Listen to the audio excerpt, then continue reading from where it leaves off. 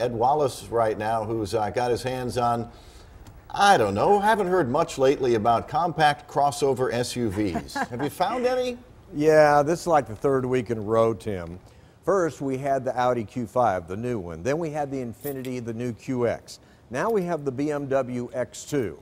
And this one is actually the least expensive of the three of them. This one's $50,900 with everything on it, although it starts about $36,400.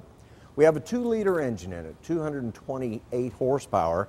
It is a German engine. When you hit the gas to the floor, you're going to have to build up some speed on the RPMs in order to get the torque up and running. A little bit more lag than most people are going to be comfortable with. Now, from the outside, I've got to hand it to it. BMW, of the three of them, this one's hands down the coolest looking of the three. And when you go to the interior, it looks like a BMW should.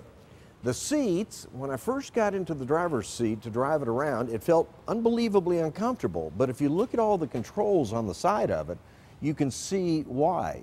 You're going to have to spend about 10-15 minutes to get in there and make this seat work for you, and that's great.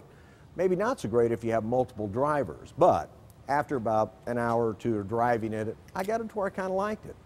A little bit noisier on some road conditions than I would like to hear in a lot of vehicles. Now, again, it's kind of a compact. It has a surprising amount of legroom in the back. Unlike the Infiniti, which has a really high roof line, this one's going to be a little bit tighter, say 4 people in the back, probably 5'10", 5'11" at best. And then we have the back hatch area, nicely done and beautifully trimmed out. Also a lip to where things don't roll out in the back if you're on a drive. Now, I want to point out as this closes, there's headrest across the back 3 of this BMW X2. Now that's great if people are sitting in the back and you're in a rear-end collision because it protects you from whiplash. However, the high styling of this car right here tends to give you a bit of a blind spot when you're driving it down the road. And so I actually had a little complaint here. In spite of the 3 headrests, which means your rear view mirror is not very effective, and blind spots, there's no blind spot warning indicator on this car, and there really should be one.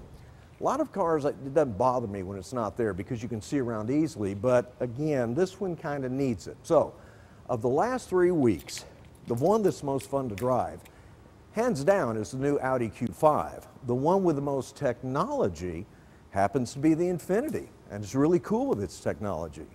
But in terms of cool, this may be it. But let me caution you. I think there's actually more value in the BMW X1. I think you get a lot of car for your money, and the BMW X3, just north of this, is a real BMW. But for those who think looks are everything, and you want to look cool, the BMW X2 could be for you. Again, they start at $36,000.